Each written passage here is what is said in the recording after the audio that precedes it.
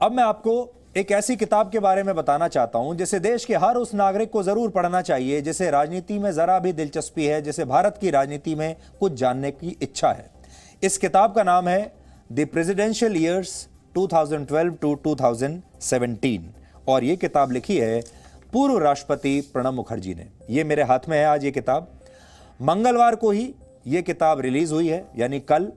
हालांकि पूर्व राष्ट्रपति प्रणब मुखर्जी के पुत्र अभिजीत मुखर्जी ने इस किताब को प्रकाशित करने पर आपत्ति जताई थी और कहा था कि इस किताब को बिना उनकी इजाजत के लोगों के सामने अब ना लाया जाए, क्योंकि आप सब जानते हैं प्रणब मुखर्जी अब इस दुनिया में नहीं है और जो बातें वो लिख कर गए हैं उन्हीं बातों को अब उनका सबसे ईमानदार विश्लेषण देश की राजनीति पर माना जाएगा। इसलिए वैसे तो विश्लेषण हम करते हैं, डीएनए टेस्ट हम करते हैं, लेकिन इस बार प्रणब मुखर्जी अपनी इस पुस्तक में देश की राजनीति का डीएनए टेस्ट करके गए हैं, देश की राजनीति का विश्लेषण करके वो गए हैं। इसलिए आज आपको बहुत ध्यान से समझना चाहिए कि एक पूर्व राष्ट्रपति की नजरों में हमारे देश की जो पूरी व्यवस्था है उसे वो किस तरीके से देखते थे, हमारे मौजूदा प्रधानमंत्री से उनके कैसे रिश्ते थे, अपनी पार्टी के अध्यक्ष सोनिया गांधी से कैसे रिश्ते थे, अपने ही पार्टी के प्रधानमंत्री डॉक्टर मनमोहन सिंह को वो कैसे आंकते हैं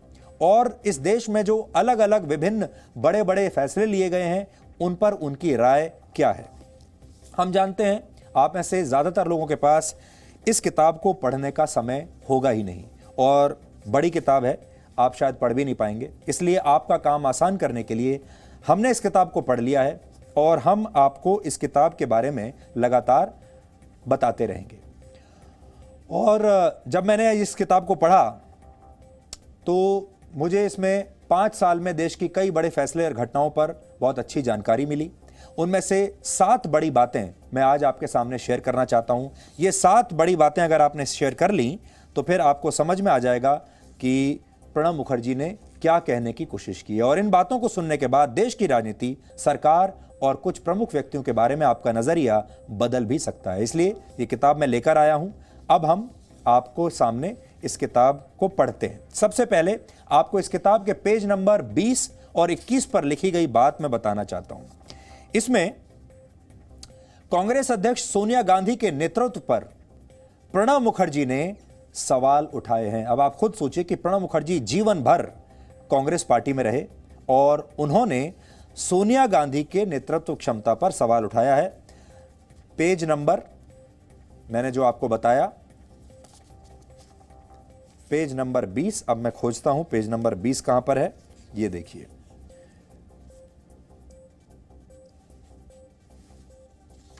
पेज नंबर 20 हमने आपके लिए मार्क करके रखा है। क्या कहते हैं सोनिया गांधी पर? While Sonia Gandhi was unable to handle the affairs of the party, Dr. Singh's prolonged absence from the House put an end to any personal contact with other MPs. बहुत बड़ी बात कहकर गए हैं और अपनी ही पार्टी के अध्यक्ष के बारे में वो कह रहे हैं कि सोनिया गांधी पार्टी के जो अफेयर्स थे, पार्टी के जो प्रमुख मुद्दे थे, उनको वो ठीक से संभाल नहीं पाई और जो मनमोहन सिंह थे प्रधानमंत्री, वो संसद में बाकी के जो एमपीज हैं उनके साथ एक पर्सनल कांटेक्ट बनाने में सफल नहीं रहे, ऐसा वो कह के गए हैं।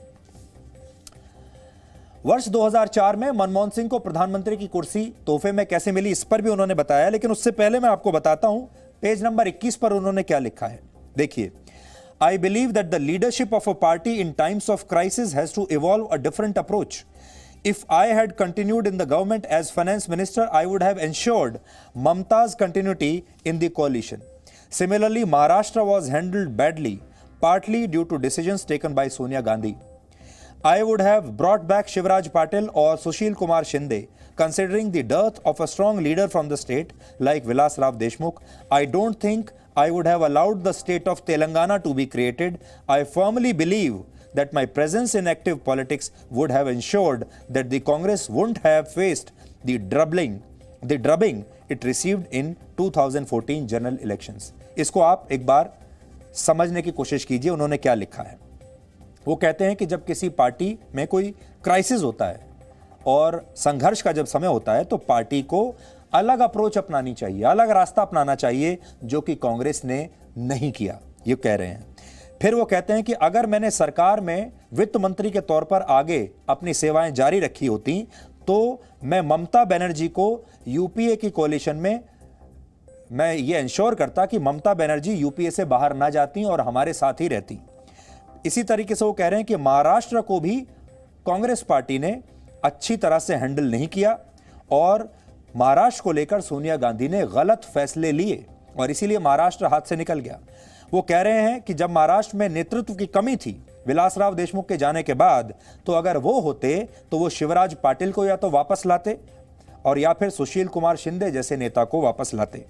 फिर वो कह रहे हैं कि तेलंगाना को अलग राज्य बनाना भी गलती थी और अगर मैं होता तो मैं ये गलती कभी नहीं करता। और फिर आगे ये कहते हैं, I formally believe that my presence in active politics would have ensured that Congress wouldn't have faced the drubbing. वो कहते हैं कि मुझे तो राष्ट्रपति बना दिया इसलिए मैं एक्टिव राजनीति से बाहर चला गया, लेकिन अगर मैं सक्रिय होता राजनीति में, यानी अगर उन्हें राष्ट्रपति ना बनाया गया होता और वो राजनीति में सक्रिय होते तो 2014 के चुनाव में कांग्रेस पार्टी की इतनी बुरी हालत ना होती। ये कहकर, ये लिखकर गए हैं प्रणब मुखर्जी। अब देखिए आगे क्या लिखते हैं। 2004 में मनमोहन सिंह को प्रधानमंत्री की कुर्सी तोहफे में कैसे मिल गई और 2014 में नरेंद्र मोदी ने प्रधानमंत्री की कुर्सी को कैसे हासिल किया यानी अर्न किया, ये इसके बारे में भी वो लिख कर गए हैं पेज नंबर 172 पर। अब मैं आपको, आज हमने इनको मार्क करके रखा है ताकि देश के लोग इसको सुन सकें। यह बड़ा दिलचस्प है मामला कि एक प्रणब मुखर्जी की नजरों से वो मनमोहन सिंह को कैसे आंकते हैं और नरेंद्र मोदी को कैसे आंकते हैं। दोनों प्रधानमंत्रियों को उन्होंने देखा है और वो उनको कैसे आंकते हैं। देखिए, उन्होंने लिखा है, the route to prime ministership for the two prime ministers I worked with was very different. क्योंकि उन्होंने दोनों के साथ काम किया, मनमोहन सिंह के साथ और मोदी के साथ, लेकिन दोनों का जो रूट था, प्रधानमंत्री की कुर्सी तक जो रास्ता था, वो बिल्कुल अलग था। वो लिख रहे हैं, doctor Singh was offered the post was by Sonia Gandhi. Doctor Singh जो थे यानी मनमोहन सिंह, उन्होंने इस कुर्सी को अर्जित नहीं किया था, इस कुर्सी को कमाया नहीं था, इसके लिए कुछ प्रयत्न नहीं किए थे। उन्हें यह कुर्सी ऑफर की गई थी सोनिया गांधी द्वारा, यानी ये कुर्सी उन्होंने खुद नहीं कमाई थी, इसके लिए खुद परिश्रम नहीं किया था। एक तरीके से वो कहने की कोशिश कर रहे हैं कि ये जो कुर्सी थी ये तो उन्हें एक तरीके से एक गिफ्ट की तरह सोनिया गांधी ने उन्हें दे दी थी, ऐसा वो लिख रहे हैं। अब देखिए फिर आगे क्या लिखते हैं। ये तो मनमोहन सिंह के बारे में उन्होंने लिखा कि मनमोहन सिंह तो सोनिया गांधी की मेहरबानी से बने प्रधानमंत्री। Modi on the other hand became prime minister through popular choice after leading the BJP to a historic victory in 2014. He is a politician to the core and had been named the BJP's prime ministerial candidate as the party went into campaign mode. He was then Gujarat CM and had built an image that seemed to click with the masses. He has earned and achieved the prime ministership. प्रधानमंत्री मोदी के लिए उन्होंने लिखा है कि उन्होंने इस कुर्सी को कमाया है, इस कुर्सी के लिए उन्होंने परिश्रम किया है और देश के लोगों ने प्रधानमंत्री मोदी को प्रधानमंत्री बनाया है। ये फर्क है मनमोहन सिंह और नरेंद्र मोदी के बीच में, क्योंकि नरेंद्र मोदी देश की लोकप्रिय पसंद थे, पॉपुलर चॉइस थे और उन्होंने बीजेपी को जीत दिलवाई, जबकि मनमोहन सिंह के साथ ऐसा कुछ नहीं था। फिर लिखते हैं 2014 के आम चुनाव के बारे में वो लिखते हैं कि प्रधानमंत्री मोदी पर देश की जनता ने भरोसा जताया, लेकिन इस बात से इनकार नहीं किया जा सकता कि कांग्रेस लोगों की उम्मीदों पर खरी नहीं उतरी थी। पेज नंबर 16 देखिए, अपनी ही पार्टी में उन्हें क्या कमी नजर आई। वो इतने वरिष्ठ नेता थे, उनकी पार्टी 2014 में हार गई, कैसे हारी और उसके बारे में वो क्या लिखते हैं, पहली बार देश को बताकर गए हैं। देखिए क्या लिखा है, अब पढ़कर सुनाता हूं। Of course, people may say that voters responded to my advice and gave a conclusive mandate in favor of PM Modi to form the government on its own. But there is no escaping the fact that Congress had failed miserably to fulfill people's expectations and aspirations. लोगों की जो उम्मीदें थीं उन पर Congress party खरी नहीं उतरी. In fact after the campaign when all the formalities were complete, several important Congress leaders and ministers met me at Rashtrapati Bhavan. Interestingly, none of them expected a clear majority for either the Congress or the UPA combined. Their assessment of the numbers of seats that Congress could win varied from 110 to 170. तो कहते हैं जब voting complete हो गई तो कांग्रेस के कुछ नेता और कांग्रेस की सरकार के कुछ मंत्री राष्ट्रपति भवन में इनसे मिलने गए. इन्होंने पूछा कि क्या लगता है चुनाव में, और उन्होंने ये कहा उनमें से किसी को भी ये उम्मीद नहीं थी कि कांग्रेस पार्टी दोबारा से सरकार बना पाएगी. सब ये बात अंदर ही अंदर जानते थे कि कांग्रेस पार्टी हारने वाली है, और कांग्रेस पार्टी के अपने मंत्री और बड़े बड़े नेताओं का जो असेसमेंट था वो ये था कि कांग्रेस जो है वो 110 से 170 सीटें जीत सकती है. Congress could win varied from 110 to 170. मुझे ऐसा लगता है कि शायद वो ये कहने की कोशिश कर रहे हैं कि यूपीए कंबाइन को इतनी सीटें मिलेंगी, लेकिन ये भी बहुत कम है. फिर लिखते हैं, एक बहुत दिलचस्प बात उन्होंने लिखी है. वो लिख रहे हैं only Piyush Goyal was confident that BJP would get no less than 265 seats and that number could go up to 280. कहते हैं उस समय सिर्फ पीयूष गोयल का ऐसा अंदाजा था कि बीजेपी को 265 से 280 सीटें मिल सकती हैं. और पीयूष गोयल की जो बातों पर शुरुआत में मुझे विश्वास नहीं हुआ कि ऐसा हो सकता है, लेकिन उसके बाद मैंने उन्हें बहुत गंभीरता से लिया, क्योंकि जब मैंने मोदी की इलेक्शनरिंग शेड्यूल, मोदी का जो प्रचार का जो पूरा शेड्यूल था, जब उसको देखा चुनाव प्रचार का, तो उसमें मुझे समझ में आया कि नरेंद्र मोदी ने अपने चुनाव प्रचार में पूरे देश को कवर कर लिया था. It covered the entire length and breadth of the country. और जब मैंने इस प्रचार के पूरे कार्यक्रम को देखा तो मुझे समझ में आ गया कि पीयूष गोयल क्यों कह रहे हैं कि बीजेपी को 280 सीटें भी मिल सकती हैं. ऐसा लिख कर गए हैं. प्रधानमंत्री मोदी की विदेश नीति की पूर्व राष्ट्रपति प्रणब मुखर्जी ने काफी तारीफ की है, और वर्ष 2014 में प्रधानमंत्री पद के शपथ समारोह में सार्क देशों के नेताओं को बुलाना, वो कहते हैं कि बड़ा ही out of the box idea था मोदी का. प्रधानमंत्री मोदी के इस निर्णय ने विदेश नीति के बड़े बड़े एक्सपर्ट्स को भी आश्चर्य में डाल दिया था, ऐसा वो लिखते हैं. और पेज नंबर 84 पर उन्होंने इसके बारे में वो लिख कर गए हैं, वो भी आपको सुनना चाहिए. वो लिख रहे हैं कि जब प्रधानमंत्री मोदी प्रधानमंत्री जब वो बने तो उन्हें विदेश मामलों का, फॉरेन अफेयर्स का कोई जानकारी नहीं थी, कोई अनुभव नहीं था. वो जानकारी नहीं, वो लिखते हैं he had absolutely no experience in foreign affairs, जो सही है. Foreign policy was therefore a truly uncharted territory for him, but he did what no prime minister had attempted before.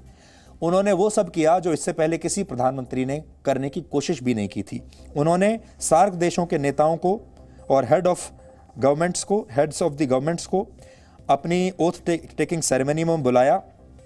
सब लोग आए भी, और उन्होंने बड़े बड़े फॉरेन पॉलिसी के जो एक्सपर्ट्स हैं उन्हें हैरान कर दिया प्रधानमंत्री मोदी ने अपने इस आइडिया से. फिर वो आगे लिख रहे हैं, I felt that new prime ministers gesture of inviting the neighbouring countries was a good one. ये उनका बहुत अच्छा जेस्चर था, उन्होंने बहुत अच्छा काम किया. और वो आगे कहते हैं कि prime minister Modi had come with no ideological foreign policy baggage, he was to continue with these surprises. क्योंकि प्रधानमंत्री मोदी एक पुराने किसी बैगेज के साथ नहीं आए थे, फ्रेश माइंड के साथ आए थे, इसलिए वो इतने बड़े बड़े एक्सपेरिमेंट्स कर पाए. और उन्होंने उसके बाद प्रधानमंत्री मोदी के जितने भी फॉरेन पॉलिसी में जो उन्होंने प्रयोग किए उनकी तारीफ की है. 2.5 पेज उस पर लिखा है. लेकिन आखिर में ये भी लिख कर गए कि prime minister Modi stop over in Lahore was unnecessary and uncalled for given the conditions that prevailed in India-Pakistan relations. ऐसा यहां पर वो लिख रहे हैं. उन्होंने प्रधानमंत्री के हर कदम की तारीफ की विदेश नीति में, कैसे वो वुहान गए, वहां पर उन्होंने चीन के राष्ट्रपति से मुलाकात की, कैसे वो लाहौर चले गए, और बाकी भी जो उनके out of the box ideas हैं. आखिर में वो कहते हैं लेकिन लाहौर नवाज शरीफ से मिलने जाने की ज़रूरत नहीं थी. लेकिन आपने ये भी देखा होगा हमारे मीडिया में जो आज अखबारों में हेडलाइन छपी है उसमें उन्होंने सिर्फ ये छापा कि प्रणब मुखर्जी ये कह रहे हैं कि मोदी को पाकिस्तान नवाज शरीफ के घर नहीं जाना चाहिए था बस, लेकिन हमारे देश का मीडिया जो 2.5 पन्ने वो और लिख कर गए हैं जहां तारीफ की है मोदी की विदेश नीति की, उसको हमारे देश का मीडिया गोल कर गया और उसके बारे में जिक्र ही नहीं किया। इसीलिए हम आपको बार बार कहते हैं कि मीडिया का सही रिपोर्टिंग करना बहुत जरूरी है। ये उन्होंने लिखा तो है एक लाइन में, लेकिन उसके पीछे 2.5 पन्ने और भी लिखे हैं जो कि कोई और मीडिया आपको बताएगा नहीं। किताब के पेज नंबर 156 पर नोटबंदी के बारे में भी उन्होंने बहुत अहम बात लिखी है। 8 नवंबर 2016 को देश में नोटबंदी लागू हुई थी और वो लिखते हैं कि उसके बाद प्रधानमंत्री मोदी की आलोचना हुई और वो उनसे मिलने के लिए गए और नोटबंदी को लेकर क्या बातचीत हुई वो आप देखिए। अब मैं आपको पढ़कर सुनाता हूं। वो कहते हैं कि प्रधानमंत्री मोदी ने मुझसे नोटबंदी के बारे में कोई बातचीत नहीं की थी, इस अनाउंसमेंट को करने से पहले मुझे भी नहीं पता था, ऐसा कह रहे हैं। फिर ये कहते हैं कि मुझे भी बाकी देशवासियों के साथ ही पता चला जब प्रधानमंत्री मोदी ने टीवी पर आकर नोटबंदी के बारे में जानकारी दी तो देश के राष्ट्रपति को भी तभी पता चला। फिर वो कह रहे हैं कि I am of the firm opinion that demonetisation could not have been done with prior consultation because the suddenness and surprise absolutely necessary for such announcements. आपको याद होगा बहुत सारे विपक्षी नेताओं ने कहा था कि पहले इसके बारे में किसी से कोई राय नहीं ली गई और अचानक नोटबंदी कर दी गई। यहां प्रणब मुखर्जी ये लिख कर गए हैं कि ऐसी अनाउंसमेंट्स के बारे में पहले से डिस्कशन नहीं किया जाता क्योंकि ये सारी चीजें लीक हो जाती हैं और जिस तरह का ये पूरा मामला था डिमोनेटाइजेशन का, इसमें पहले से डिस्कशन की कोई गुंजाइश नहीं थी, इसलिए प्रधानमंत्री मोदी ने ठीक ही किया। आगे उन्होंने ये भी लिखा है कि उन्होंने अर्ली 70s में 70 के दशक में यही डिमोनेटाइजेशन की जो आइडिया है ये तत्कालीन प्रधानमंत्री इंदिरा गांधी को कई बार प्रणब मुखर्जी ने भी दिया और उन्होंने सलाह दी थी इंदिरा गांधी को कि आप नोटबंदी कीजिए। हालांकि इंदिरा गांधी ने उनके सुझाव को स्वीकार नहीं किया। लिख कर गए हैं, Indira Gandhi however did not accept my suggestion, pointing out that a large part of the economy was not yet fully monetized and that a substantial part of it was in the informal sector. तो प्रणब मुखर्जी तो खुद ही ये लिख रहे हैं कि मैं खुद नोटबंदी को लेकर इंदिरा गांधी को कितनी बार सजेशन सुझाव दे चुका हूं, लेकिन उन्होंने मेरी ये बात मानी नहीं। 2014 के लोकसभा चुनाव में कांग्रेस की हार के बाद राज्यों में भी कांग्रेस पार्टी चुनाव हारने लगी। कांग्रेस ने लगातार मिल रही हार के लिए ईवीएम को जिम्मेदार ठहराना शुरू कर दिया था और पेज नंबर 11 पर प्रणब मुखर्जी लिख रहे हैं ईवीएम के बारे में, क्योंकि यह भी एक बहुत महत्वपूर्ण विषय है। और ईवीएम के बारे में वो लिखते हैं कि ईवीएम की जो को लेकर कांग्रेस पार्टी के लोगों ने जो कहा, in April 2017 Congress led delegation with several leaders, मतलब सोनिया गांधी, राहुल गांधी और तमाम जो विपक्ष के नेता हैं, गुलाम नबी आज़ाद और दूसरे लोग ईवीएम को लेकर एक मेमोरेंडम लेकर मेरे पास आए। ये लिख रहे हैं, I have always reiterated my faith in this system since it has a host of advantages. तो ये कहते हैं कि मैं ईवीएम के सिस्टम पर पूरा भरोसा करता हूं और ईवीएम सही तरीका है चुनाव कराने का। और फिर आगे ये भी लिख रहे हैं वो, it is very difficult if not impossible to plan and execute electoral malpractices in a country as large as India. यानी भारत जैसे देश में ईवीएम को मैनेज करना आसान काम नहीं है, लगभग मुश्किल है।